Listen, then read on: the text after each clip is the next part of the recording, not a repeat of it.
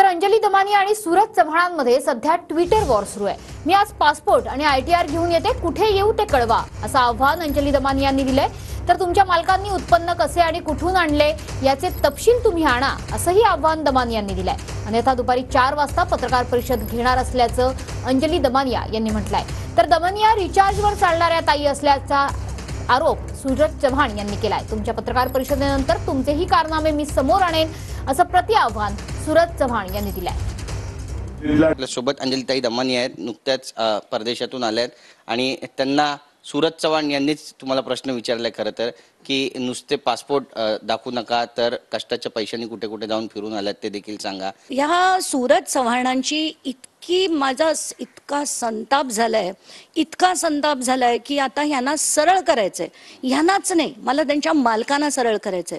कारण अजित पवारांना मी काय आहे हे अजित पवारांना माहिती आहे, सुनील तटकरेंना माहिती आहे, त्यांच्या पक्षातल्या भुजबळांना माहिती आहे, प्रफुल्ल पटेलना माहिती आहे, किती तत्वावर काम करते हे त्यांना माहिती आहे।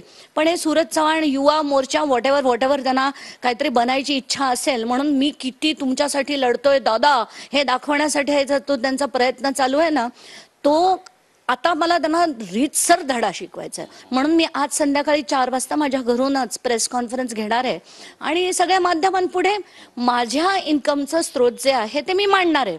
पण ह्या सगळ्या नेते मंडळींनी म्हणजे अजित पवारांनी, देवेंद्र फडणवीसांनी, सुप्रिया सुळेंनी, ज्यांनी जे महाराष्ट्राच्या राजकारणात आहेत त्यांनी खरं तर हे स्रोत देणं गरजेचं आहे।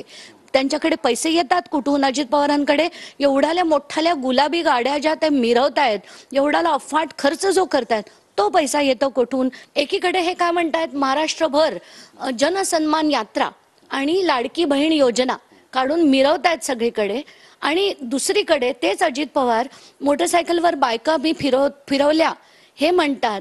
कुठे गेली होती तुमची मग ती लाडकी बहीण? त्या पण कोणाच्या तरी बहिणी असतील ना।